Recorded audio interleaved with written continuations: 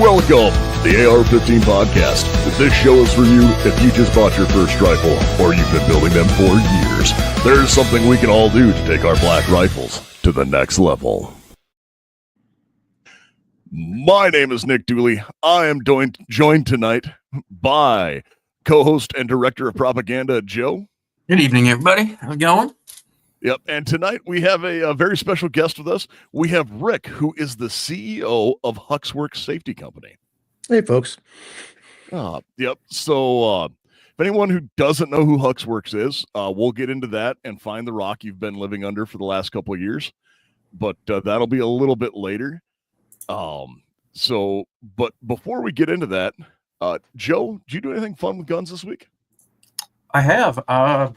Shot the Minnesota sectional, USPSA Minnesota sectional. I think it was northwest of Rochester, Minnesota. I can't remember the name of the range.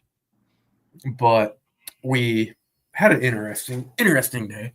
Started with a 45-minute lightning delay and then shot the first 2 or 3 stages in the rain before it stopped, and luckily didn't clear up, so it didn't turn super humid. I mean, it was warm and muggy, but not. There was enough cloud cover to keep it from getting real bad. I had a good day. There's only 20 shooters in PCC. I ended up 15th, but I was about 65% of the leader or of the winner in PCC. But the interesting thing was I had 2 shooters. There was only 2 shooters that had more alphas than I did. Everybody else just shot faster. So I've got to work on just getting those transitions down, which I think I talked about last week or the week before. That's been my biggest hang up right now is I can shoot true. It's just not shooting fast enough to get that hit factor number up. So it'll be it'll be work before area 3. Said I had 2 no shoots that are on the scorecard. I'm not sure where one of them came from. I know one for sure, but I don't remember the other one. And looking at the stage, I can't even see a no shoot that we would have had. But at the end, it didn't make a difference. I had no deltas, no mics. Shot all my targets for a change. So it was a good weekend. Did you have any foot faults? No. They didn't have any. They had one stage that was you could have probably faulted on. And that one wasn't that bad compared to some of the other issues I've had earlier in the year. So it's just getting those transitions and just putting, instead of waiting for that confirmation of the sights of that dot to be directly in the center of the target, to just start sending it a little earlier, I think, and being fluid. The guy that got 3rd in PCC was in my squad. He was shooting a JP5, and he was really smooth, but a lot of the targets he did throw a 3rd round at. I don't know if he was calling his mics or if that's just if it's a full target, put 3 on it, because he could pull that. I mean, he was so fast with it.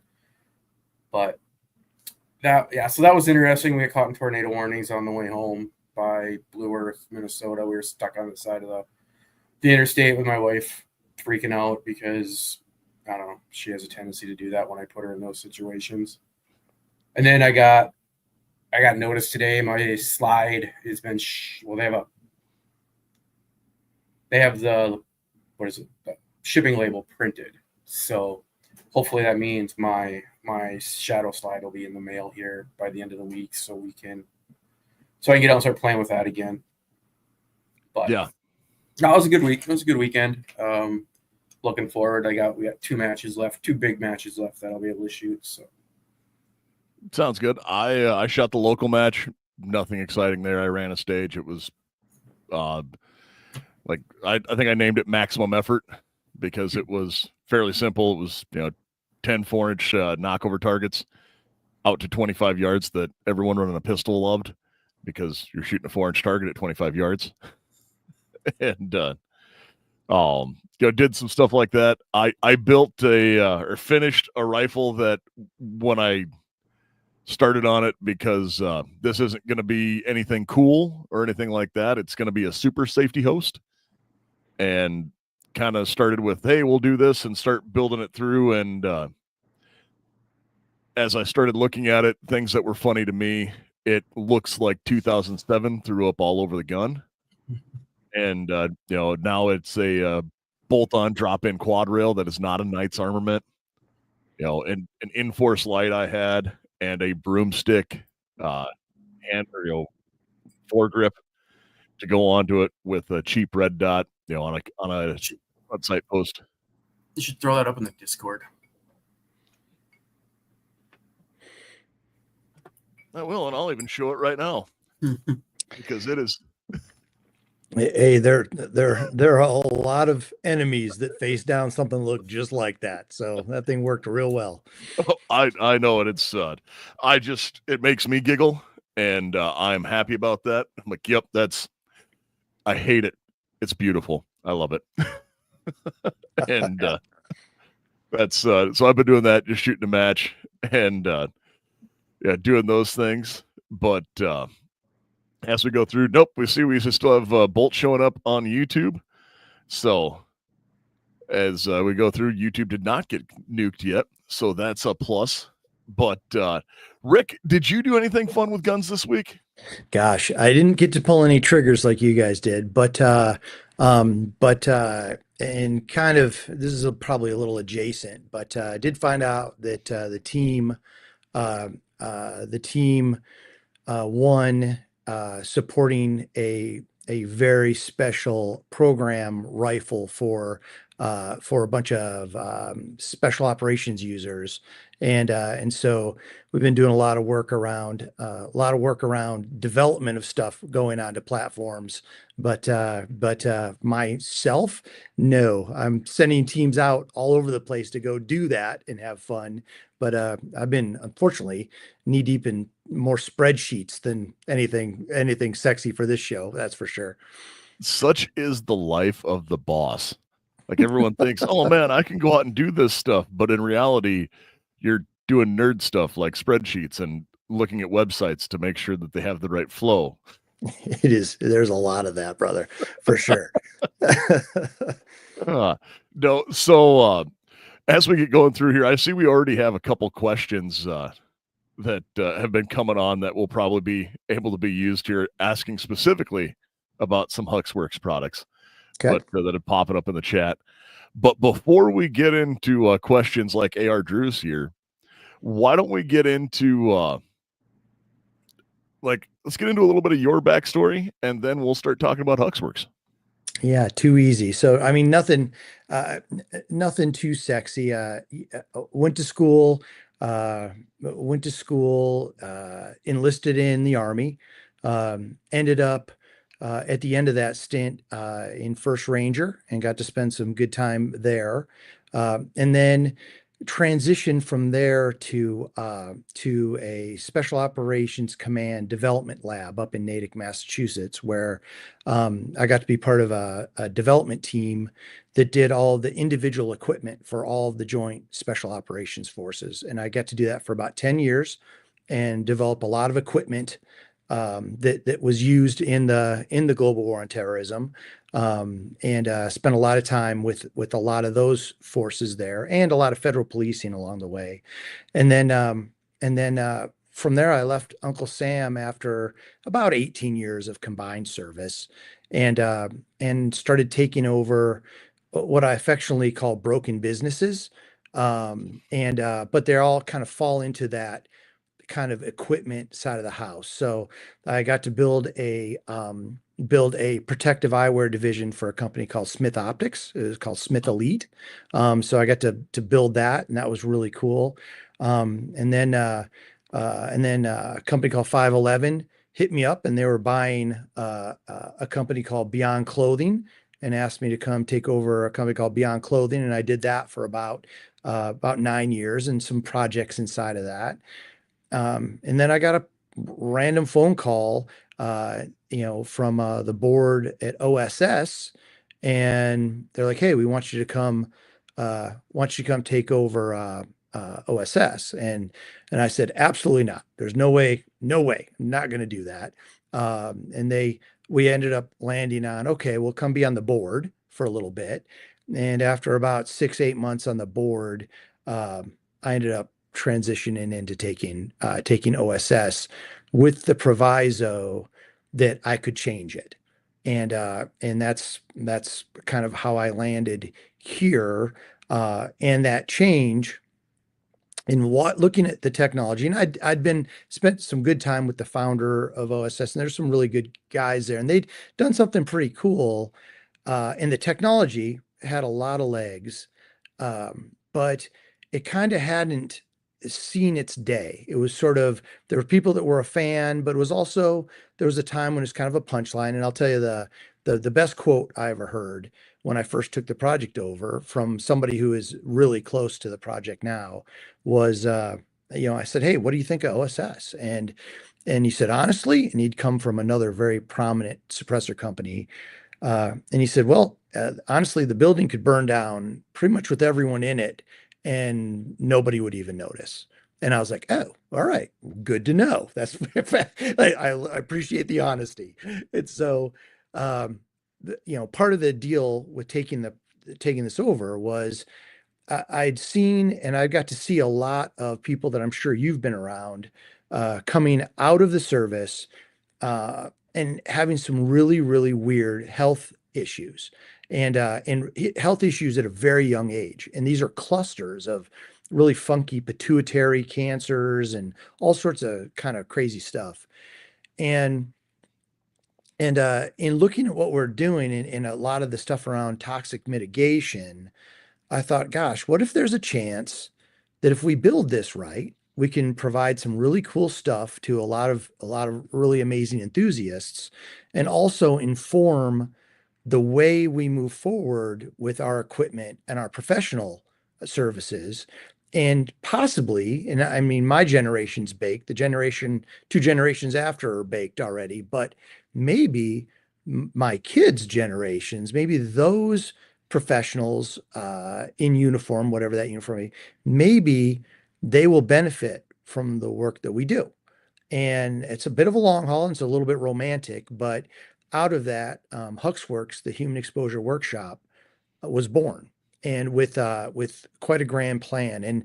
And the truth is, I'm really blessed today because it's and I'm sure we'll talk about it. It's seen some definitely some lift, and it's kind of moved into a space that was pretty set, frankly, fairly quickly.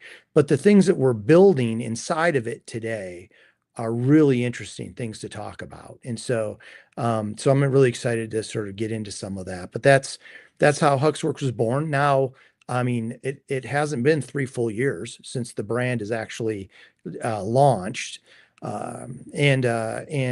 It comes from, there was a lot of really good bones out of the OSS years, but today, none of the products, none of the tech is the same. All of that's now been iterated, in some cases, hundreds of times in that amount of time. And we're supplying really, really cool accessories to platforms across, 4 different verticals, including, obviously commercial, super important to this, but also mission, which includes DoD and federal LE. Also, then we have an LE vertical that is state and local LE, and our international, which services all sorts of allied nations all over the place. And that's been a ton of work, but the team is awesome, and we're just kind of getting started. So that kind of leads us up to now, I think.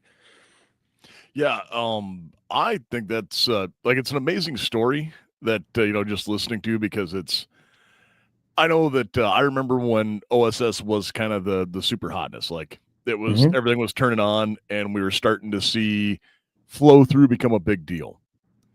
And I know that we were talking to it's at GunCon or something like that, talking to some people who've been around, and oh hey, I work for Huxwrx now. I was like, all right. I was like, oh, like when it first happened, I was one of the guys like, why'd they change the name? Like, put a brand there. And there's like, oh, okay, like, all right, well, I kind of get that now because Brother, I gotta tell you, man, like I've never been on Reddit in my life. And one of the guys in the marketing team was like, "Hey, man," he started reading all this Reddit thread. It was talking about what a effing idiot this person was, and this and that. And they read about 12 of these, and there was like 3,000 lines on this Reddit thread. And finally, I looked down and I go, "Hold up, fellas." Are they talking about me? And they look, and the guy kind of sheepishly looks almost, yeah, boss, that you're the guy they're talking about. I just started laughing. I was like, wow, I'd never been burned down on Reddit before. It's the first in my life. So hey, but that's how you know you interesting. made it, right? Like that's when you know you've made it. But no, one thing about it was, was talking to some guys and they went, yeah, but the thing is, you know, when we were talking about it, it was, talking about cans and everybody's got their favorites or their brands or what they have. And, there's a little bit of confirmation bias. Like, did I buy the right one? Because it's expensive and time consuming and all of that. And, what you had just said was something that it was one of your marketing guys had said. And, he said it off the cuff. And I was like, man, that should just be your guys' slogan. But because we were talking about it, he's like, well, you'll find the flow through cans aren't always the quietest because like you can get more volume and like better straight sound suppression out of a traditional baffle stack can. But what we are is a safety device that stops all of that noxious gas from coming back into your face that just happens to suppress sound as well. Yep. Yeah, for sure. I was like, oh, and then like the light bulb went off. Oh, that's why it's safety cool. Get it. Like, but it was well, and that's kind of part of the path. But let me tell you, I think it's something kind of interesting, and you guys stop me if this is just boring you to tears, but in the beginning of this, I thought there was a problem. We'd seen all these dudes, they were getting sick, and young guys getting sick. And actually internationally, it was the first place that they identified it. The KSK identified a really weird knot of very young guys that got all similar cancers. And they were the first ones to actually go, oh, this is attributed to our suppressed weapons platforms. We only shoot suppressed. And from there, it kind of ripped across Europe. The Norwegians jumped real hard on it. The Dutch jumped real hard on this. And what we did was, I have a really amazing gentleman I got to work with for years in the program shops, named Dr. Chris Palmer. And he's worked with all sorts of folks, and he kind of specializes in physiology and programs.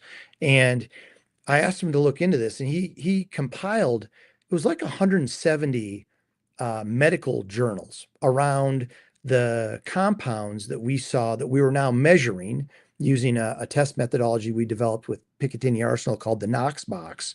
And we could actually measure what's coming off the gun. And what's coming back from a traditionally suppressed platform into the face and all the different vectors that we identified, the way you can absorb stuff. And it was freaky. Once you compile, because all the individual things that are bad for you there are all well documented. All OSHA mandated, all controlled, and a lot of data was surrounding all of them. But no one had ever put them all together. And my question was, do we have a problem? Because maybe we don't. Maybe I didn't want it just to be a marketing shtick. Then there's no point doing that.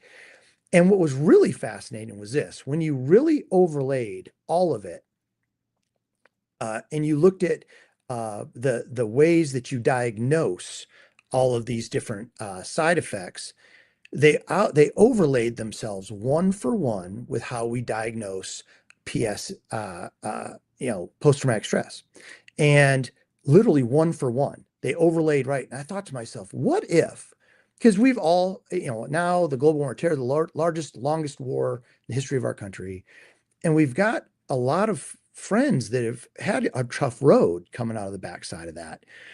But all of them didn't get into some raging Hollywood-esque gunfight or see their friends get blown apart or have any of this. And I thought, what if what if a lot of what we're seeing is just really large levels of exposure to stuff that we know is really bad for you?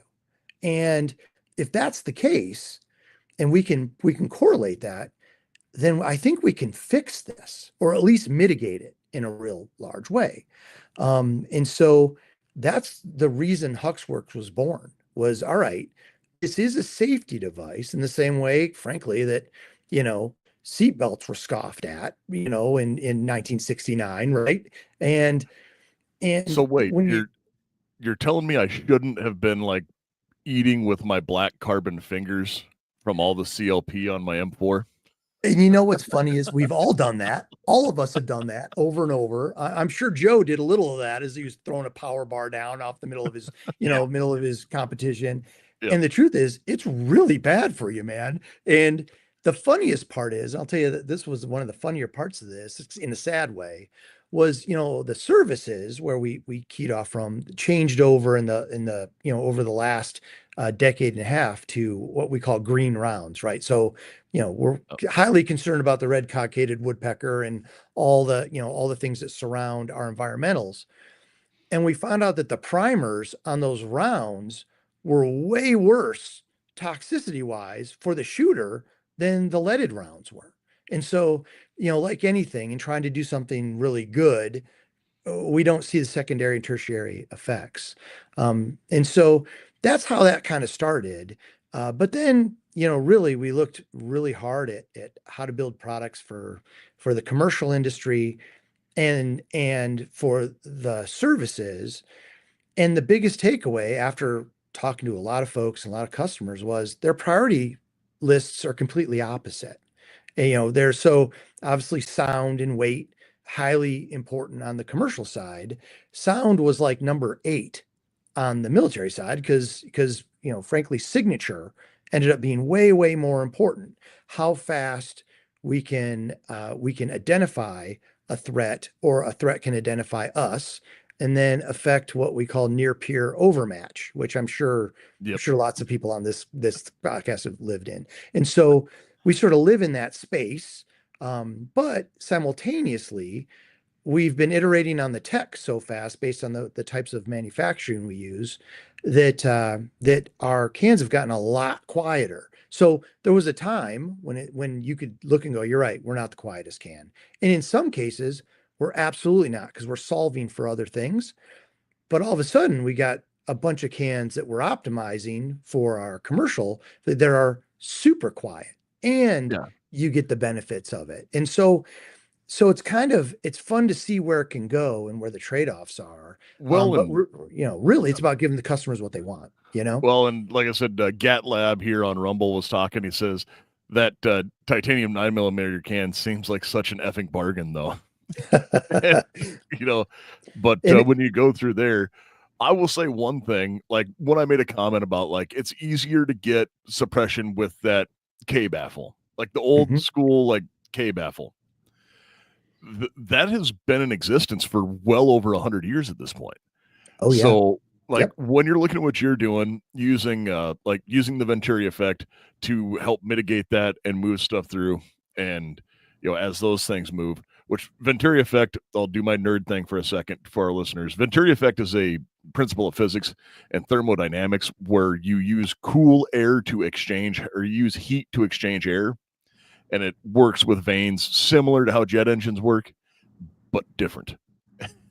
And Oh yeah. so it pulls the gases so you don't have the back pressure coming back. And I know that earlier in the night, AR Drew here says that he has an old Rock River piston gun with a 2-setting gas block, and Rock River says do not run it suppressed. He's thinking that a flow through can like a Hux should be okay. Yeah, and the truth is, it is, and that's there's whenever I'm with customers, whoever that is, there's three primary areas, right? We have lethality, we've got sort of logistics or the background of that, and then of course we have health. And depending on who you talk to, you put them in order.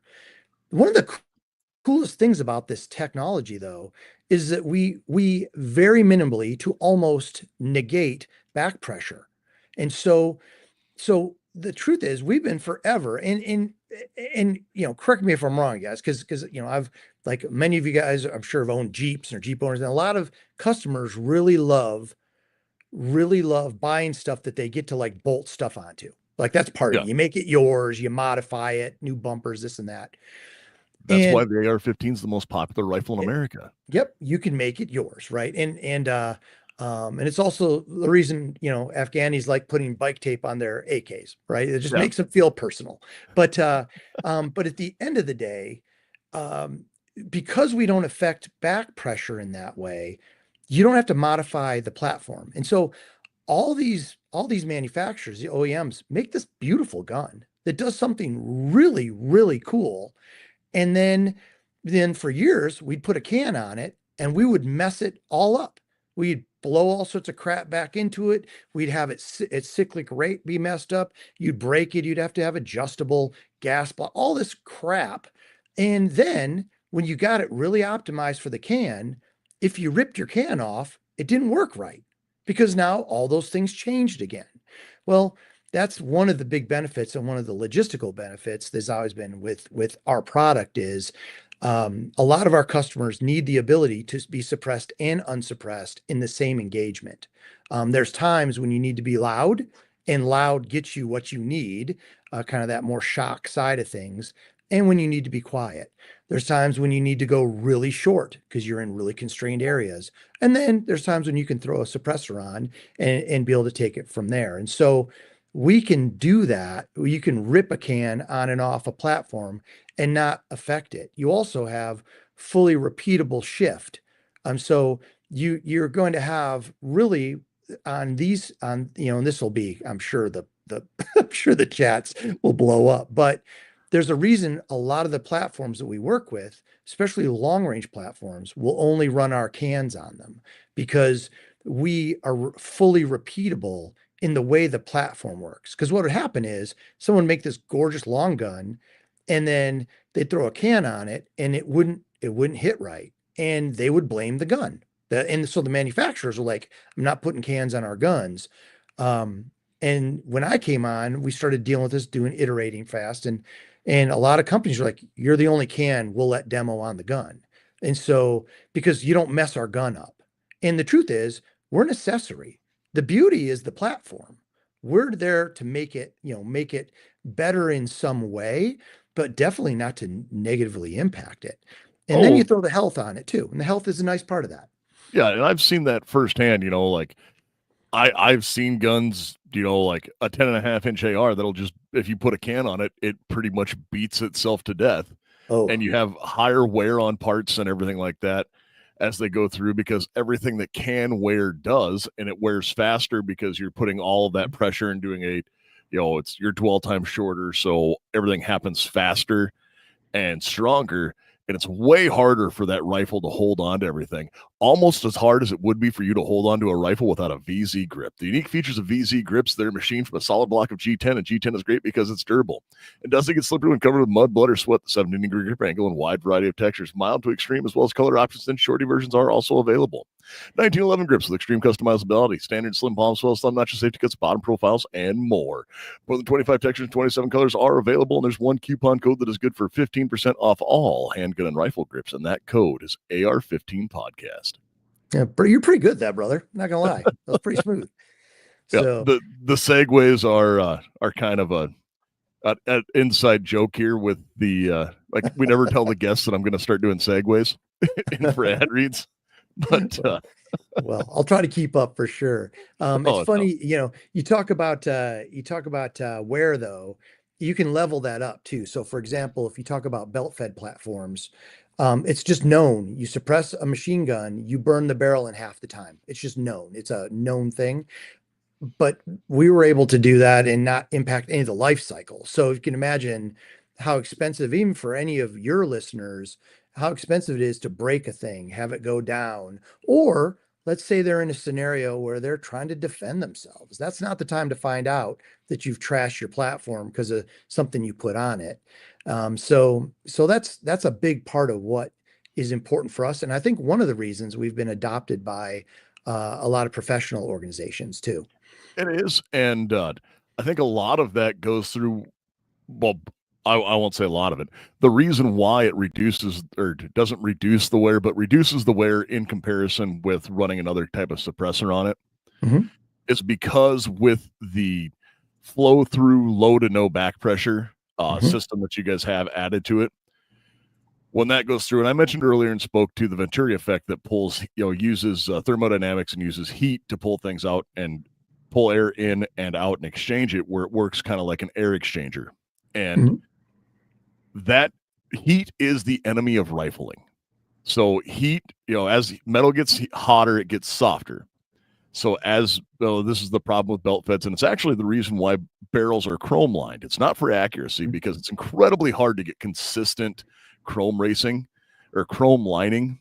Dirt race. I saw a dirt racer pop up, and my reading kicked in with but consistent chrome lining across the barrel all the way through. It's hard to get, but they put it in there for wear resistance, because as you shoot at a higher cyclic rate, when that barrel heats up, that chromium added on is harder. So your barrels would have a longer life as you went through, specifically for full auto fire, which is why chrome lined barrels have a place, and that is in machine guns. But when you go through, as you're pulling that heat and pulling it forward, where you're not shoving it back in, is where, like I said, guns will beat themselves to death. The shorter the platform, the harder it is on itself to run. And then when you combine that by adding back pressure, then it's again, well, we got to add these springs to it. We have to do this and start making changes across the system. And, one, it does add cost. Two, it adds complexity, because then you have something that will only run suppressed versus not, in some extreme cases. And I know that was definitely a very big thing for 300 blackout in its infancy. Oh yeah. Yep. And it had to have the back pressure to cycle properly, because it was just like, oh, how else are we going to do this? And then, pistol length gas systems became a thing. And I think it's funny because and you guys, I'm sure, are living this. The flavor of the day now, and especially all the development professional side, and a lot actually on the commercial side, is shorter barrels, very, very high pressure rounds. Mm-hmm. And that's a whole nother thing. Like and on top of it, you've got high pressure rounds, and a lot of the regular ammunition is built to burn at a certain distance across a barrel.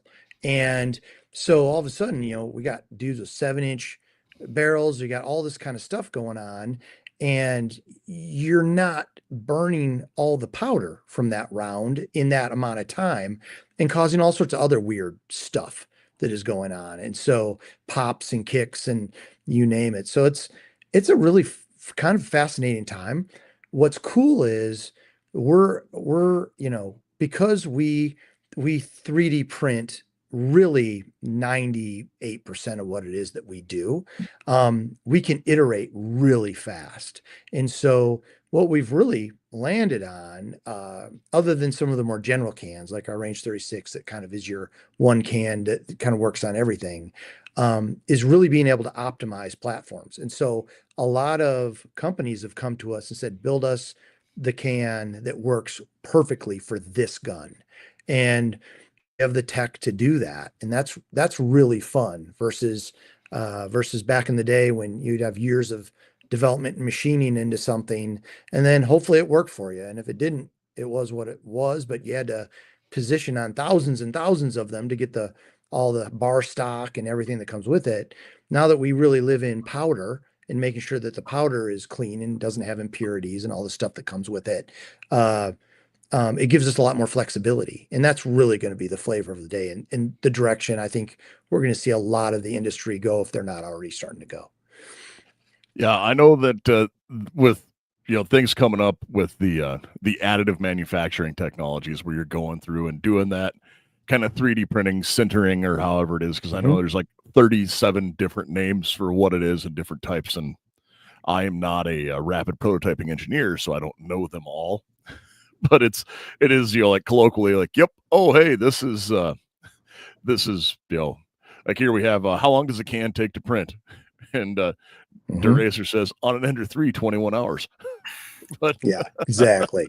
And what's funny is the assumption that most people have is that it's a set it and forget it, right? You push a button and this thing kind of vis-a-vis the Jetsons, just kind of spits this thing out. And what we found is that's absolutely not the case. We've worked, to get down to the vendors that we work with. We've gone through dozens of printers, and I mean everything from moisture in the air to how everything, the heat treating, again, impurities. If you were to look at a titanium powder, there's 72 titanium powders available today, and all of them are different. And so you're looking at everything from heat management to the way it lays up to voids in the print. It's a real art, and it's really cool to get into it. But I think that's the important part, is if you see a printed can, know that like in our case, we've definitely screwed it up a whole bunch of times, like impressively so. And to get it down to the final set of what that looks like from a quality assurance standpoint. And we have to get into the process before the printers print and after. And then you end up teaming with those guys and all the engineers in the process to make that work. Because it's just all that heat, all that pressure is a nightmare. And taming a nightmare is hard to do, frankly. Yeah, and I will say one other thing about it is amazing what can be done with that technology, because honestly, 30 years ago, we wouldn't have been able to make a lot of the products that we are now. Or at least if we could have, it would have been incredibly difficult to do so. Yep. Yeah. I mean, we machined, when I took OSS over, everything was machined. And we launched our first printed can. And within the first year of me being there. And the truth is, those complex geometries, you couldn't ever come close to machining that. It would be repeatably, I mean, you could make one and it would be a gajillion dollars, and it just doesn't make sense. Now we can literally rapid prototype in-house, flesh out concepts, and in the future, you're going to be able to come to the shop, especially our professional teams, and be able to get onto it like an iPad, move some sliders around, go, what are your priorities? And at the end of the day, we'll be able to produce a custom product and validate that. And then you can make, 10 of them or 4,000 of them, depending on whatever that is. So, 2001, the fall of 2001 was our first, just to answer, Dusky, was our first printed can. And that was the can that won the FBI HRT down select against the whole rest of the industry by a far margin. And that's kind of started. I looked at that and I was like, nope, we're onto something here, and we have to really push this tech really fast. Because the truth is, there's lots of printers and there's lots of companies starting to go into that, but you have to have failed 1,000 times to understand what you're dealing with. And that's really what Hux is. It's a lab, it's a rapid development shop on steroids that's right now producing suppression technology and going to expand out from there. And that is awesome, because I know I say it all the time, and listeners probably get sick of me saying it, because I'm a huge fan of innovation, because I don't ever like to see things get stagnant. And that's just a personal thing. On the dealer side, I know a law enforcement rep for Huxwrx, works over in the East Coast, and Mike's a good dude, loves a show, been around him a lot, and always talking to somebody about Huxwrx and selling to law enforcement. And then okay, yep, so had those come through, like I've owned them, worked with them, everything like that. I've also seen a company that made a can and sold it commercially that was quite literally fender washers with spacers. Oh, and, yeah. it was like, oh, it's user serviceable. And I was like, I can make this at a hardware store, guys. Yeah, I've got to, if you come to the entryway of Huxwrx, I had a friend, and some of you guys might have this, but a friend of mine, when I first took this project over, sent me this, it was this printed almost looked like almost hand printed book from the 1980s of how to make your own suppressor. And it was Yep, the muffler homemade parts and suppressor. yeah, the homemade, yeah. And I actually took, I thought, I was going to get in trouble for it, but I actually took the pages and we blew them up and made them into prints and hung them like art in the thing. Because you're right. There's a lot of ways to get to kind of where we're going. We wanted, especially where the industry is now, because you guys all have the scar tissue, right? Hey, look, I bought a suppressor. I waited 2 years to get that thing and it was horrible. Yeah. Today you can have one in 2 days and, and it's really changed the game, I think. But in doing so, of course, you've got a bunch of other companies popping up and good competition's always good. Yeah. But I'm, unfortunately, you see a dearth of companies pop into this and then a lot of them fall out. And I want to make sure that Hux has a point of view inside of all that. Like we love our suppression portfolio, but we're also the human exposure workshop. We want to look at other negative impacts. So you're going to raise pressures of rounds, you're going to raise overpressure. And we have micro TBIs that happen all the time when you're shooting, depending on the platform you're on and what you're doing. And a lot of your readers will have this. They'll go home after a long day on the range and wonder why they kind of have a headache. They're like, oh, well, I mean, it literally turns into boxer brain over years. And if you look at hearing, and this is the really sad part, the bulk of the hearing loss that occurs is vibration through your mandible, killing the cilia in your ear. And so you can have somebody that has the perfect set of phones on and runs suppressed their entire life, and they're 65 and deaf as a post. And to me, if you can identify the problem, we can solve for it. And so we'll never make the gun. That's not what we want to do. We want to help these OEMs, but we definitely think we can make the guns really more effective at the job that they're intended to do, and the longevity of whoever that user is, make that have a much higher quality. And that's the hope. Yeah. One of the most unpleasant experiences I ever had was when unit got fielded 50s and we had 4 50s on the line. Mhm. And I was teaching everyone how to do headspace and timing for an entire day while the line was hot, going in between 350s firing for an entire day. Like my ribs hurt like I'd been punched all day. Oh, we did so the 50 cal, the M2, we have and we haven't launched it yet, but we did an M2 can and that directed all the overpressure and it took it down to like 129 dB. I couldn't believe it. It was really quiet. And what was funny is the cyclic rate is so slow on an M2 that it was actually much easier to suppress than some of the smaller, much higher cyclic rate guns. And so, you think of that pig, we've all been on them.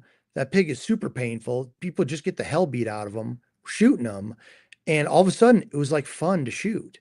And I was like, oh my gosh, what happens if we can do this with a minigun, with a 240, with a saw, and then take the same learnings and move that over and because most of your readers probably don't own a saw, but a lot of them are running, are dumping mags and doing other stuff, and all of that has a real impact.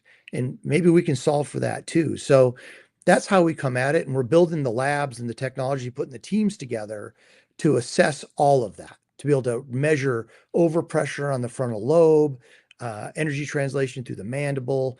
And once we measure it, we can start making products that help offset it. And that's kind of part of the path. Dr. Scary Guy is our resident scientist because he really is a doctor, but not a medical one, thank God. And real science technique, putting a weight on a spring and smacking mice in the head. More spring equals more trauma. Yeah, it's so common sense, right?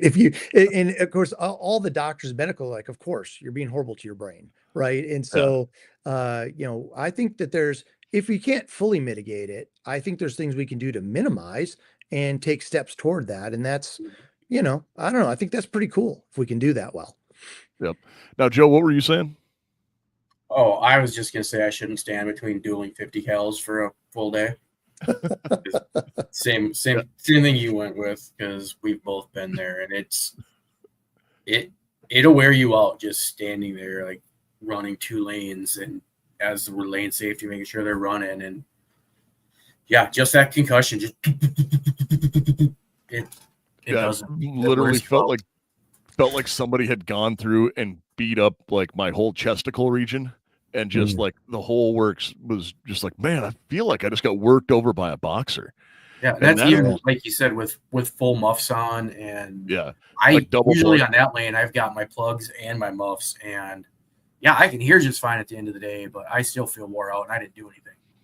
Yeah. Well, and think semi-auto 50 cal, right? And we have actually a product for that that's going to be coming out. And we were very lucky to have who was the head of development over at Barrett come over and take over our R&D shop. And of course, Barrett's awesome. We have a lot of friends over there, and they're very, very sensitive to what goes on the end of that platform, but it's traditionally a horrible to shoot. Like put a magazine through that one magazine, and you feel like throwing up on your shoes. You're like, this is no fun at all.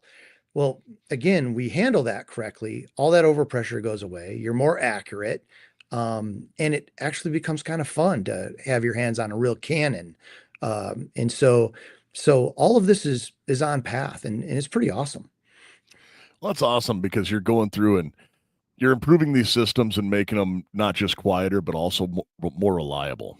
And if you're in need of reliable custom Kydex holster, then Clucker Tactical is your one-stop shop. Using premium USA source material, Clucker Tactical will build you a holster in a variety of styles and colors, along with light and laser options. Whether you're in law enforcement, a competitive shooter, or an everyday gun enthusiast, trusted Clucker Tactical will provide every firearm owner has access to top-tier and personalized holsters, as well as quality customs and products you can't find anywhere else. Use code AR-15 podcast for 10% off at cluckertactical.com. Nice. But no, it is so cool to see that and see people looking for stuff with that big bore stuff.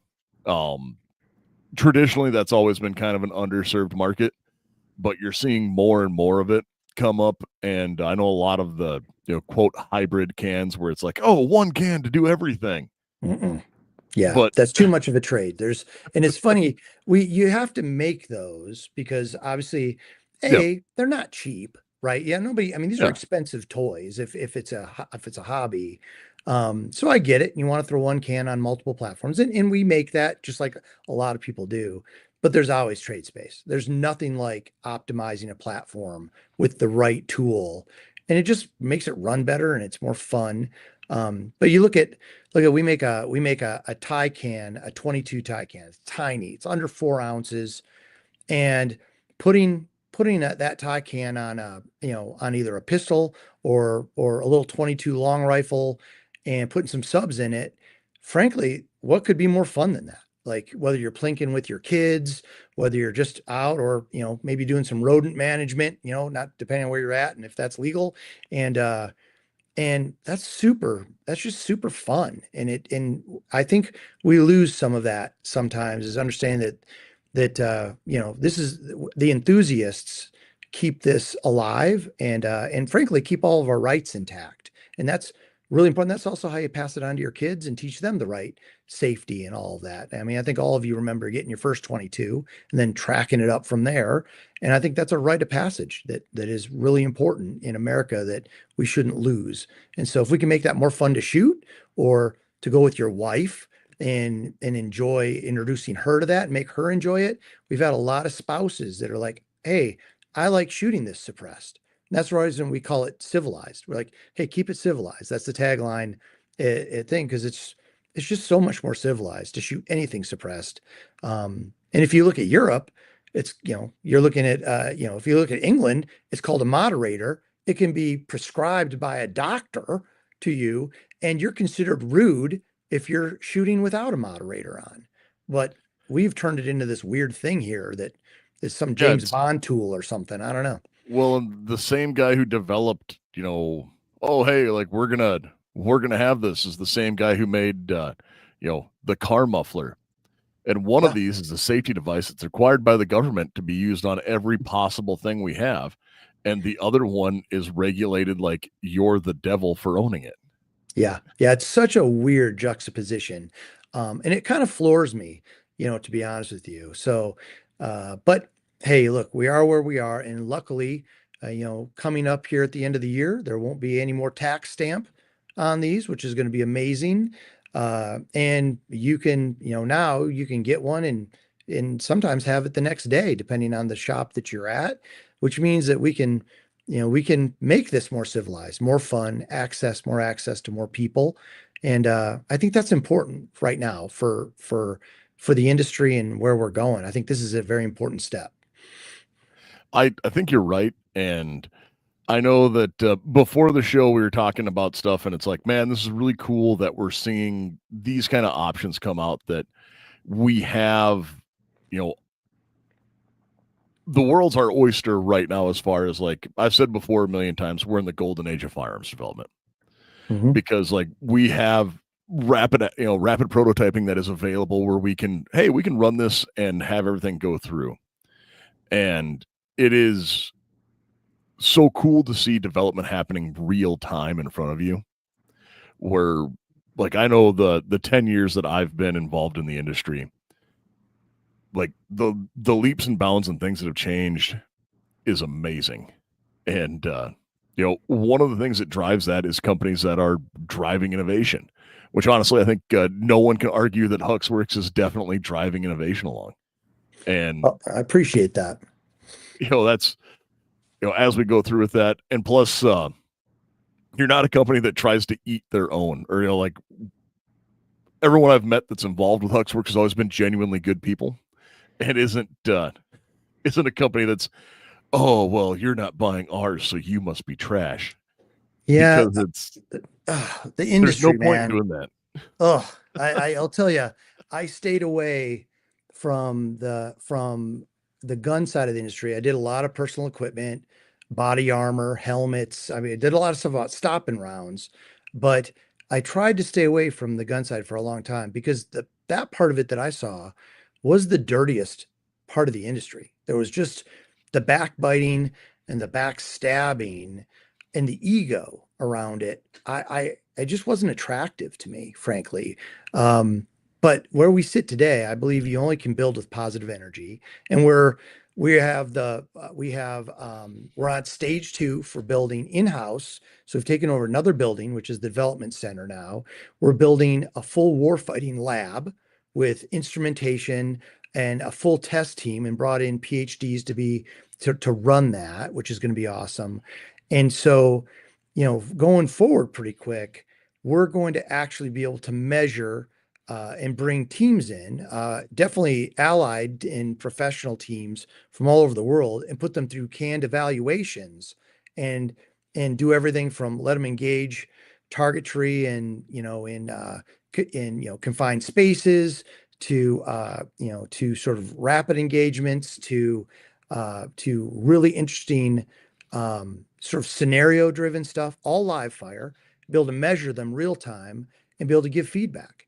And then we're building all the instrumentation to be able to do that out in the field too. So the whole concept of, hey, we're a lab that makes products is real, and it's happening. And that warfighting lab should be in its first phase and fully running by SHOT Show. And over the next year, we're going to just develop out the rest of that capability. And it's going to be really unique. It's going to be super fun. And if it works, it'll be a thing of lore, and you guys will come and check it out and run through the evals and I think have a lot of fun doing that. And if it fails, it'll be a ridiculous thing I talked about on a podcast once, and everyone will be able to laugh at it on Reddit. But I don't feel like it's going to fail. I think we're tracking. So I know that I've seen some stuff with that, and looking at kind of that warfighter buildup, and the looking at how the shooter works is that I think is the next logical step in training, because especially, as you look at it, like you were in Ranger Bat, I was never anything that cool, as we go through, but it's been said before that most, when you look at most of the military, like active duty military, when you're deploying, you are ostensibly dealing with, especially as an NCO, you have a bunch of professional athletes with an alcoholism problem. yeah, And, fair. But that is quite literally when you look at like, oh, hey, how do you do this?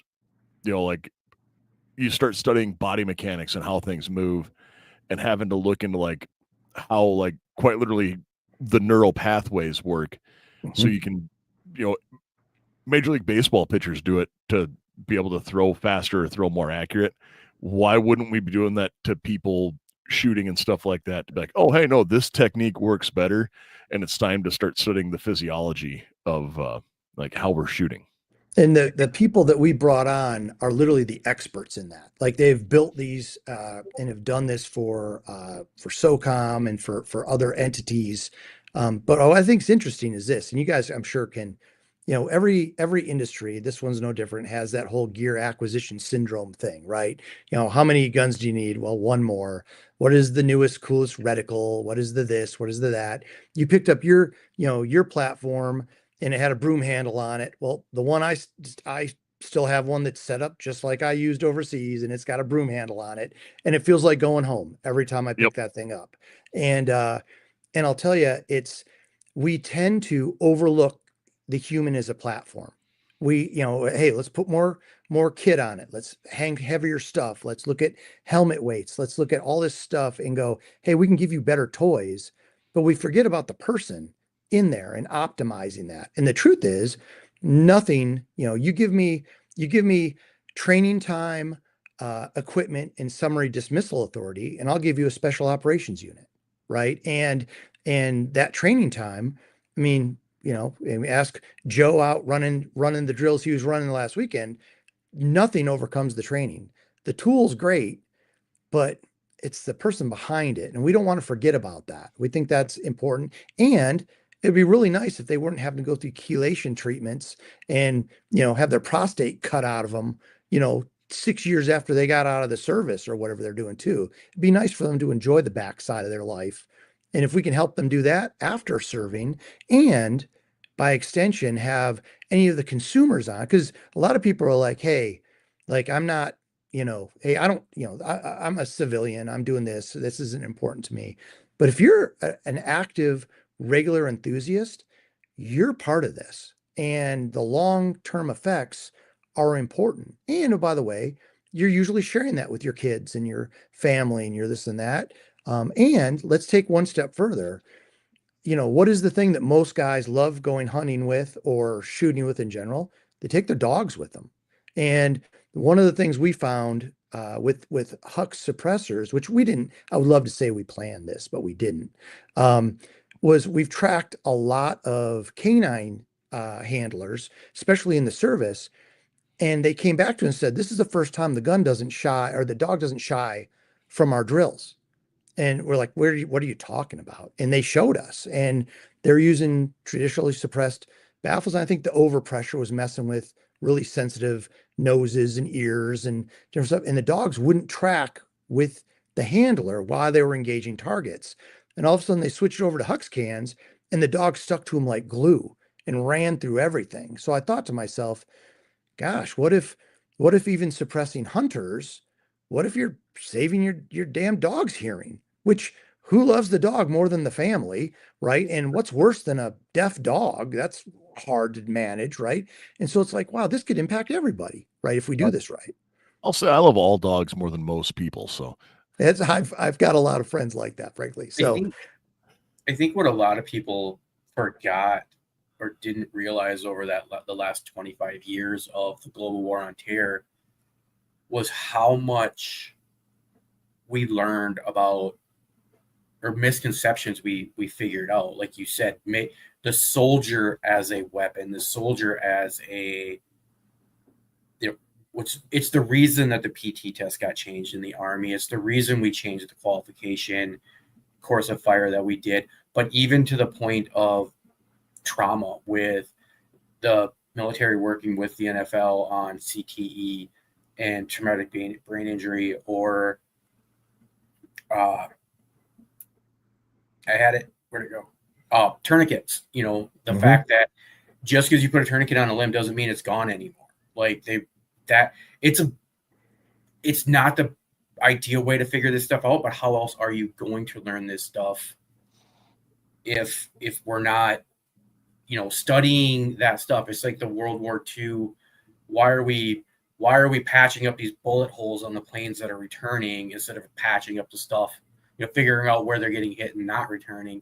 It's the same thing that we learned that there's so much that holistic welfare now that the Army is using, where we are working on making sure that the we are not indispensable as much as it was up until even through halfway through the war on terror. It became, hey, why are they're not expendable.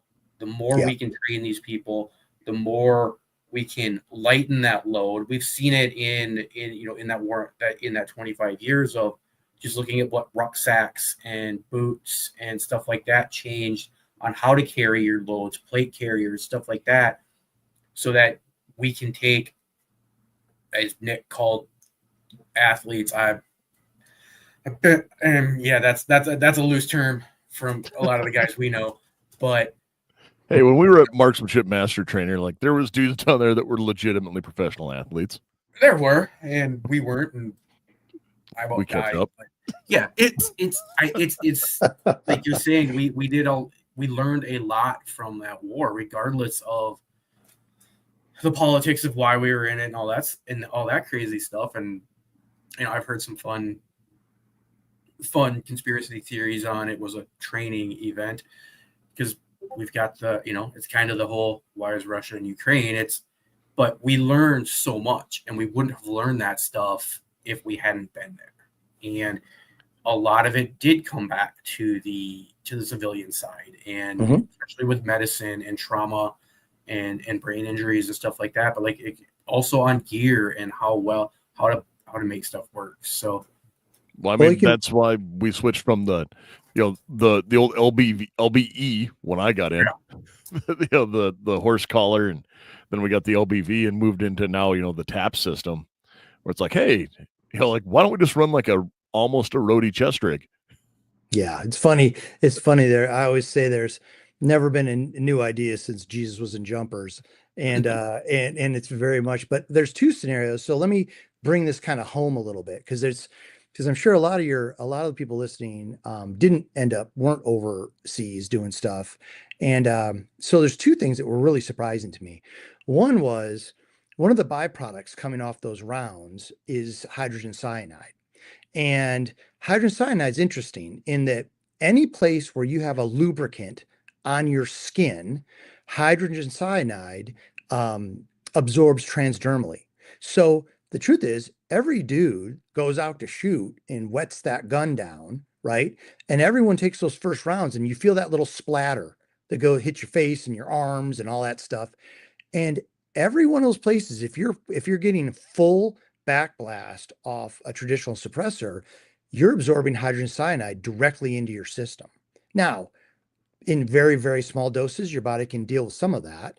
If you're a pretty proficient shooter and like to get out regularly on the weekends or during the week, that can be very damaging. And then there's another scenario that I couldn't believe, floored me.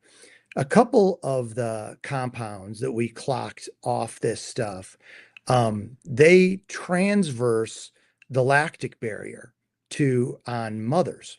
And so let's say you're out on the weekend with your wife, and you just had a kid, and she's shooting with you, and you guys are enthusiasts, and she shoots a suppressed weapon that isn't flowing through. She's absorbing a bunch of these chemicals that then she goes home and feeds to the newborn baby directly. And that was a scenario we actually talked to with the U.S. Army for, because there's a whole lot of National Guard and reservists, females, that will do their one-time qual a year.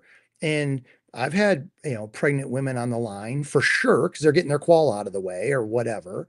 And that's just something you don't even think about. And so the truth is, if you can have all the fun and all the benefit, and you can do it safely or much more safely, why wouldn't you? The head of commercial sales for Hux, whenever he talks about it, he goes, hey, I can stand behind my F-350 and suck on the exhaust, but why would I? And the truth is, you just have the option to do something different. And there's a lot of great companies, and I don't go negative. I'm not here to put down any suppressor company out there. I just know what we're trying to optimize to stop some of this from happening while not giving up any of the other stuff. And I don't think a lot of consumers think like that yet, but they will if we inform them. And that's what podcasts like this can do. That's kind of like it's been a couple months now. We had Brief Arms on, and they designed that charging handle to keep some of that gas. We're talking about the gas going out the front. There is also that like gas coming out the back, and they've designed and they're still perfecting that design so that you don't get that. And it's horrible, especially in the Army, because everybody thinks these guns are over cleaned, so they're dry as can be in the vault. You go out to the range one time a year, and they just take as much CLP as they can put on them. Yep. And half people can't see with their safety glasses because the first 3 rounds, it's just spraying back in your face. I was guilty of it when I was a private. As I learned, like, you don't need that much. We talked about it, I think, last week and probably the week before, even with lube, how to properly lube your AR-15s or AR platforms, and so you don't have that, the CLP or the cleaning solvent coming back in your face. But yeah, you still got to deal with the gases from the ignition of the projectile. Well, and you brought it up, Joe, earlier, and then you walk over and throw down an In-N-Out burger without even washing your hands. You're out on the range. Everybody, does that. Everybody's, out there eating and doing direct ingest of all this stuff and not really knowing how actually truly bad it really is for you.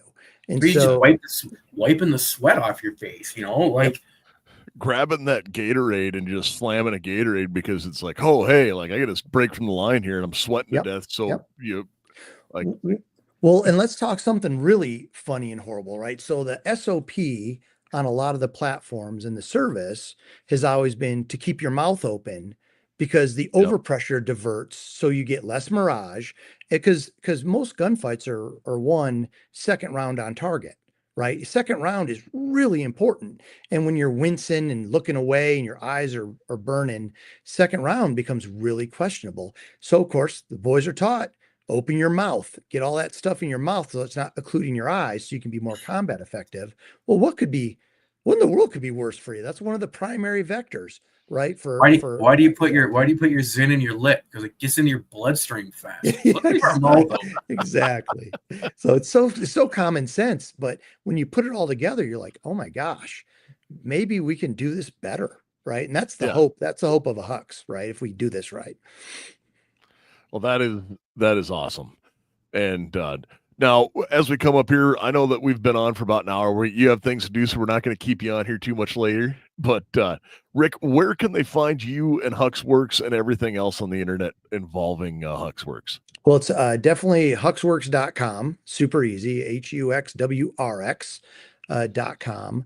And that's all there. And you're going to see that evolve pretty quickly too, because we're on the front end of next year. We're going to open a company store here in Murray, Utah, so just south of Salt Lake. Today you can stop by, but it's kind of underwhelming. We're in the middle of a lot of construction, putting in a lot of machinery, and of course building these experiential labs. But when we have the company store open, obviously that'll be open to anybody that wants to pop in and have a bit of that brand experience. And right now I'm really proud to say we have a massive dealer network and distributors that are really, really important to us. So, most places, if you walk in and go, hey, look, I'd like to know more about Hux, they'll know what you're talking about and usually can help you. And if not, we have a customer service line that is still human beings. So we are not going to AI chat you or send you over to India. You can talk to real people who actually really care about what kind of an experience you're having. And they're there to help you too. So between all of that, we just, you build a brand one person at a time, and everybody's a rock star at Huxwrx. Everybody. I don't care where you are, what you do. We just want you to enjoy your platforms. And if you're professionals, do it safely and come home safe. And that's pretty simple, really. That is awesome. And thank you so much for doing that. Guys, go out there, check them out. If you haven't, I will say I've shot their cans. They are among my favorites, and I do recommend them. So, Joe, do you got anything to add? No, just same as always. Go check them out. Check our website. Get to our website. Check out our social medias. Subscribe, like, share, all that stuff. Beat the censorship from the ground up, rather than I anywhere got else. one last sponsor to talk about, and that's Patriot Patch Company, patriotpatch.co. You've been looking at the patch on my mic all night. We have the Patch of the Month Club right here with summer vibes. Guys, go out there. Jake and the guys over at Patriot Patch Company are true, like, Second Amendment loving Americans, and they went through and started everything. They actually started the network that we are on. So he is, in fact, the pod father. But as you go through, guys, go out, check them out. They do awesome designs. Get all of your morale patch needs, and have fun. Check the guys over there at Patriot Patch, patriotpatch.co. And now, everyone out there, you know what I'm about to say, guys. Go out, get training, because remember that you are your own first responder. Expect to self-rescue. And you folks, stay safe and stay armed.